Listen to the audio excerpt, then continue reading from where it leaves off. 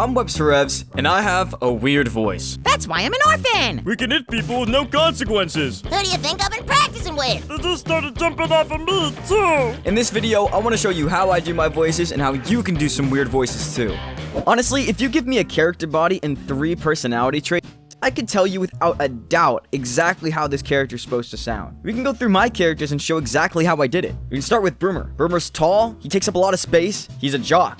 So obviously, I gave him a really low voice. And honestly, it's not even that low. But because of the tone that I give Broomer and the resonance that I give him from my chest, it ends up sounding like a really low voice. One of my biggest tips with doing low voices like Broomer or Football from Object Mayhem is making sure that you do it in the morning when your voice is the lowest and try not to warm up too much. The only warm up that I do is really stressing my glottal NGs. So ding dong, ding dong. Latte is another character. He's a latte, he's a hipster. And I already know that Latte's supposed to sound like this. And not only does he have a slow, raspy voice, he has specific stresses of syllables. And he always ends his sentences down here. And once you have that, you have a voice that's recognizable and memorable. It already tells everyone exactly what they need to know. One of my favorite things to think about is Booba and Kiki. When you look at these shapes, Booba and Kiki, which one do you think is called Booba and which one do you think is called Kiki? You'll probably think that the sharp one is Kiki and the soft, bouncy looking one is Booba. And that's exactly how you can determine character voices too. Take my 2 characters, Cracker and Muffin. Which one do you think has this voice? And which one do you think has this voice? You can pretty much tell Cracker is the one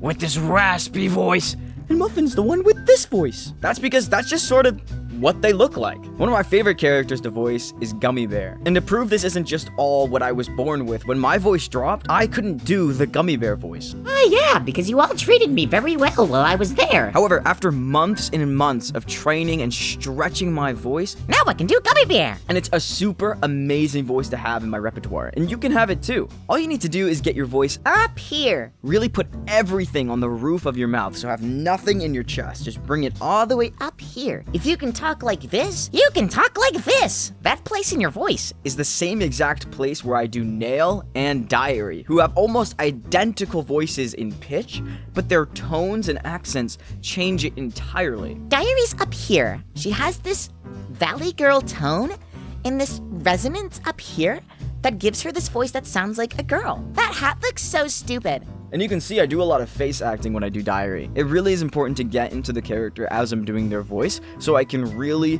bring it out.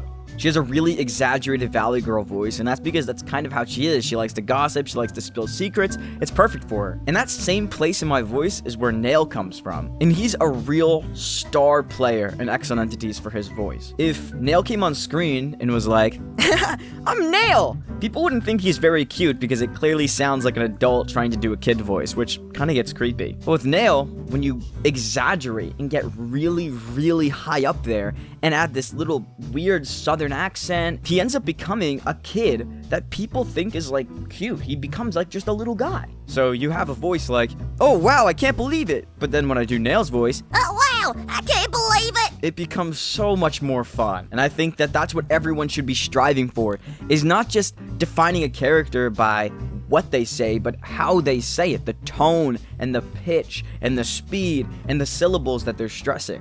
Another thing I'd say about voice acting is that if you're easily embarrassed and you have family in the house, it's gonna be really hard, because I've been sitting here in this closet with all of my family home, yelling in Nail's voice for like 7 years. You have to get over that embarrassment to really hone your voices and to make sure you're doing the best job that you can. So overall, the most important lessons to take away from this is that low voices really come from your stomach and really come from the tone that you're using, and high voices really come from this part of your voice where you really gotta exaggerate how high-pitched the character is. One of the reasons my characters are really distinguishable from one another is not just their personalities, but the way that they talk, the pitch of their voice, things that really set them apart from each other. That'll always be super important to me, and that's why I decided to teach you guys how I do it. Voice acting is so fun, but it's also an art, and the better you get at perfecting that art, the better your characters will be.